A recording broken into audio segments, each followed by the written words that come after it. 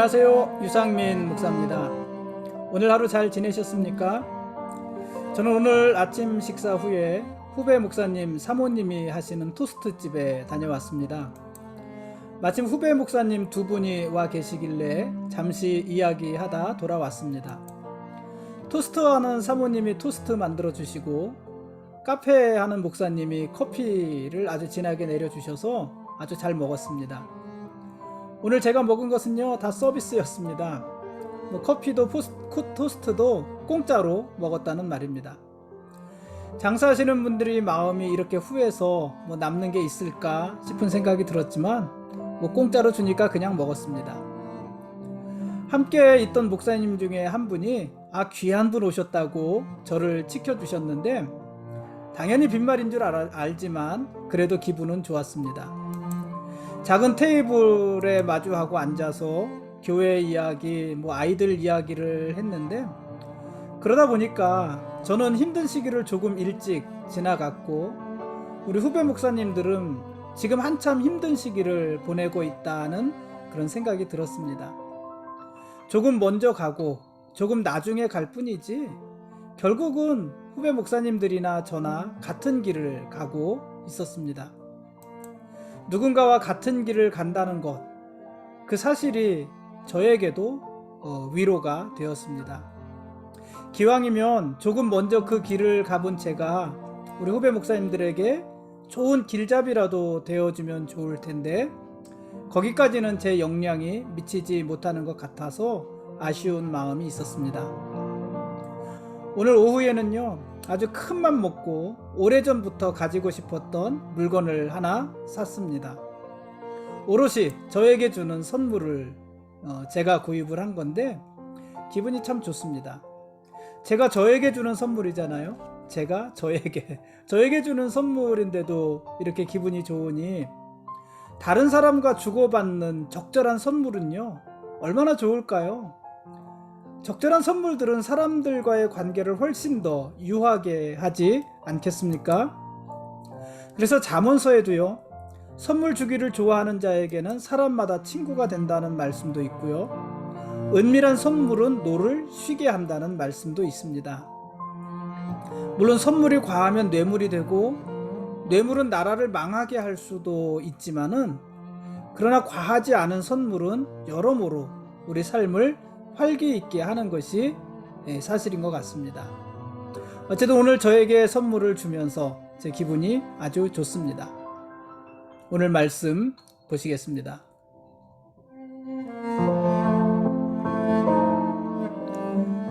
오늘 읽을 말씀은 역대하 34장부터 36장까지 말씀입니다. 역대하의 마지막 부분입니다. 아몬이 죽고요. 요시야가 왕이 되었습니다. 요시야는 8살의 왕이 되어서 31년간 유다를 통치했습니다. 요시야는 여호사밧과 히스기야에 이어서 다윗의 길로 행한 자라는 평가를 받는 아주 선한 왕이었습니다. 유다 왕들 중에요 여호와 보시기에 정직하게 행하여 그의 조상 다윗의 길로 걸었던 왕, 이 왕은 요시야가 마지막입니다. 요시야는 왕위에 있은 지 8년, 아까 8살의 왕이 돼서 8년이 지났으니까 16살, 16세에 다윗의 하나님을 찾았고요. 왕위에 있은 지 12년, 그러니까 20살에 개혁을 시작했습니다. 요시야는 유다와 예루살렘을 정결하게 하고 산당과 아세라 목상들과 각종 모든 종류의 우상들을 빻아서 가루로 만들고 그것을 제사하던 자들의 무덤에 뿌렸습니다. 그러니까 우상을 다 무너뜨린 것입니다. 그리고 거짓 제사장들의 뼈를 제단 위에 불살라서 유다와 예루살렘을 정결하게 했고요. 므낫세와 에브라임, 시므온과 납달리까지 황폐한 성읍들도 정결하게 했습니다. 요시야는 왕위에 있은 지 18년, 그러니까 26살 때에 그 땅과 성전을 수리하다가 여호와의 율법책을 발견을 하게 됩니다. 물론 이제 요시야가 수리한 것도 아니고 요시야가 발견한 것도 아니죠.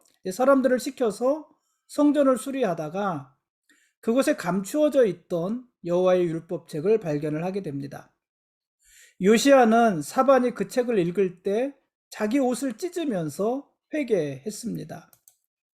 요시야는 조상들이 여호와의 율법책에 기록된 말씀을 지키지 않아서 여호와의 진노가 자기들에게 임했다는 사실을 알게 되었습니다. 그래서 요시야는요, 유다와 예루살렘의 모든 장로들을 불러 모아서 여호와의 전에 올라갔습니다. 그리고 모든 백성들에게 여호와의 전에서 발견된 그 율법책, 그 책을 읽고 마음을 다하고 목숨을 다해서 여호와의 계명을 지키게 했습니다.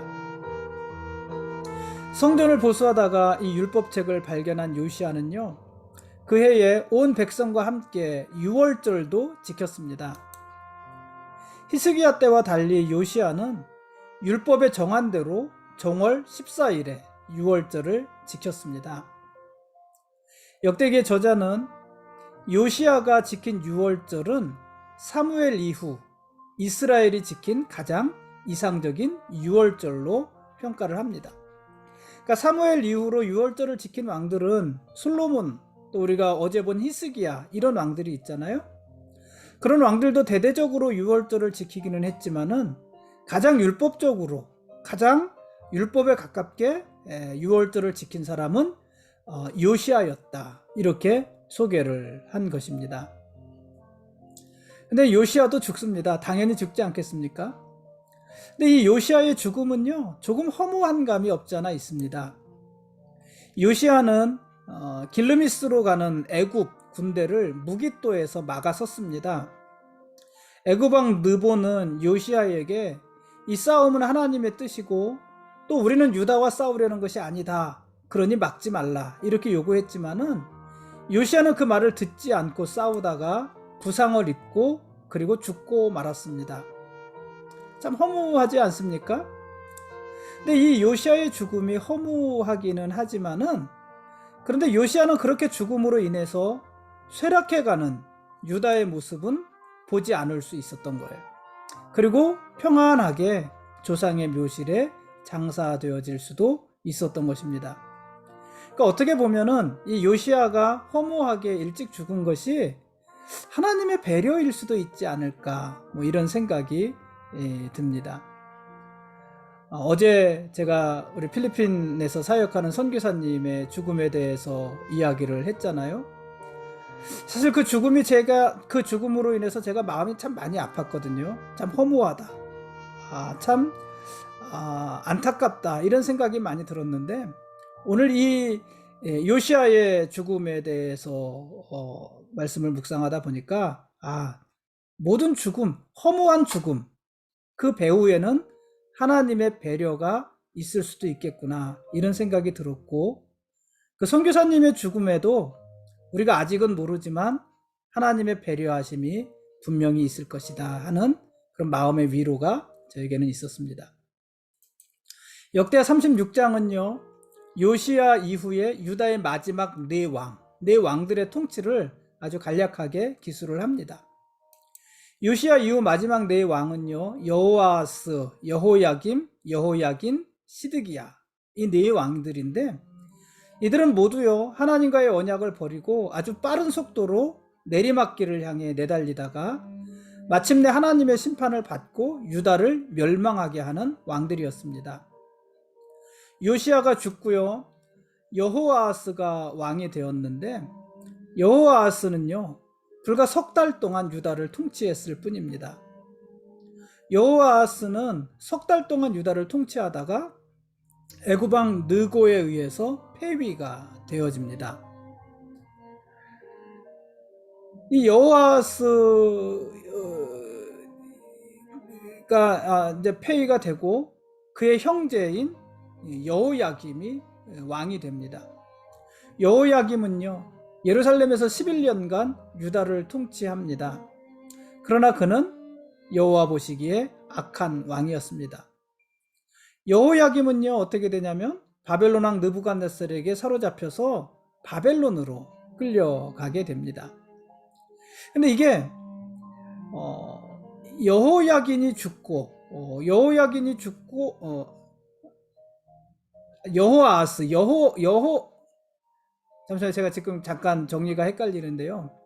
여호아하스가 왕에서 폐위가 되잖아요.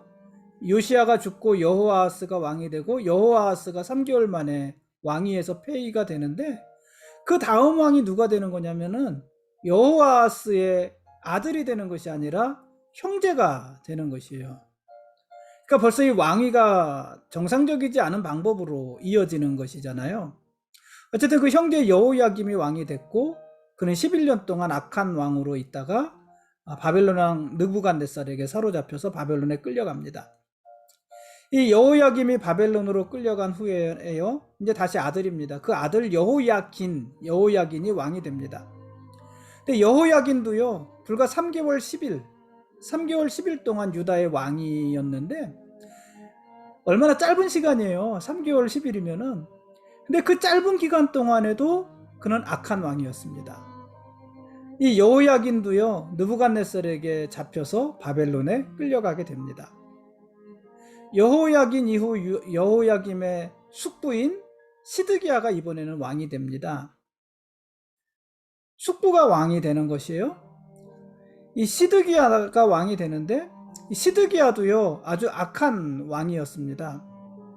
시드기야는 느부갓네살과 맹세해서 바벨론을 섬기기로 했지만 그러나 배반합니다. 시드기야는 이방의 가증한 일을 따라서 여호와의 전을 더럽히기도 했습니다. 그러니까 사람과의 신뢰도 지키지 않고 하나님과의 신뢰도 지키지 않은 것이에요. 바벨론 왕과의 약속도 지키지 않고 하나님과의 언약도 지키지 않은 것입니다. 뿐만 아니라 이 시드기야는 이방의 가증한 일을 따라서 여호와의 전을 더럽히기도 했습니다. 결국 하나님은 이 시드기야와 유다를 바벨론의 손에 넘기시고 바벨론 왕은 칼로 유다의 청년들을 죽이고 노인과 병약한 사람들도 긍휼히 여기지 않았습니다.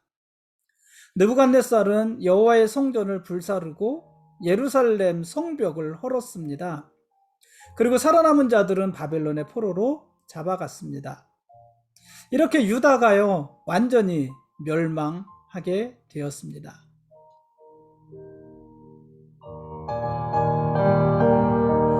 지금까지 역대하 34장부터 36장까지 말씀에 대한 길라잡이였습니다. 내일 읽을 말씀은 에스겔 1장부터 3장까지 말씀입니다. 내일부터 무려 17일 동안 또 긴 성경입니다. 17일 동안 에스겔서 말씀을 읽겠습니다. 주전 539년에 고레스가 칙령을 내리는 그 이야기로 역대기서, 역대상, 역대하 이야기는 끝이 납니다.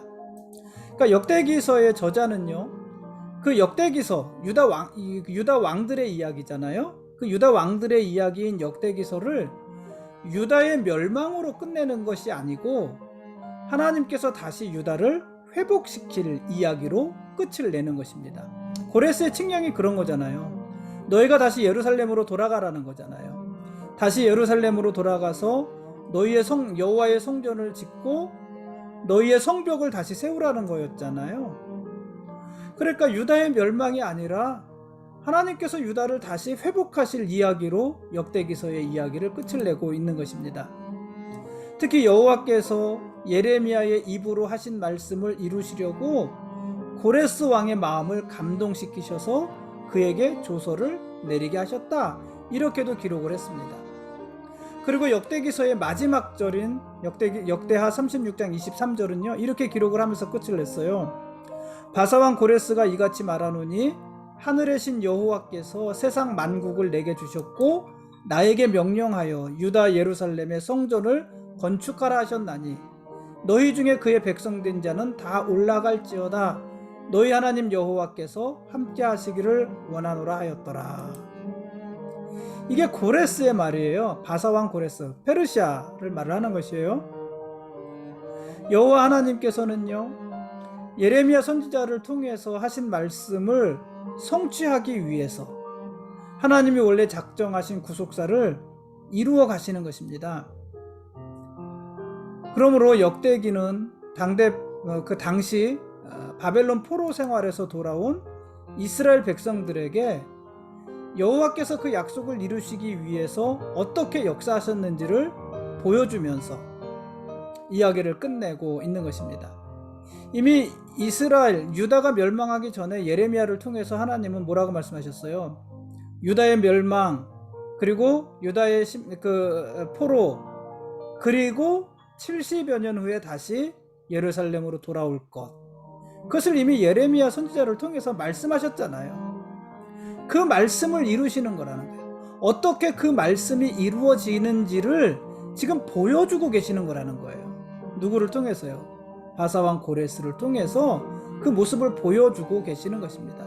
내가 70년 전, 70여 년 전에 한 약속을 어떻게 이루고 있는지를 너희가 이렇게 보아라 하는 말씀이신 것입니다. 그리고 이 이야기, 바사왕 고레스에 의해서 이스라엘, 유다가 예루살렘으로 다시 돌아오고 그곳에서 다시 이제는 성전을 짓고 다시 예루살렘 성벽을 세우고 하는 이런 이야기는 이스라엘의 새로운 미래를 열어가는 또 다른 출발점이 되는 것입니다. 그러니까 역대기는 이스라엘의 마지막 이야기가 아니라 새로운 이스라엘의 시작 이야기로 끝을 내고 있는 것입니다. 오늘은 여기까지 하겠습니다. 여러분, 역대기에서 역대상, 역대하의 말씀을 읽느라고 수고 많으셨고요. 내일부터는 이제 에스겔서의 말씀을 기대를 가지고 읽어보도록 하겠습니다. 하나님은 우리의 왕이십니다. 그리고 우리는 그분의 거룩한 백성들입니다. 고맙습니다.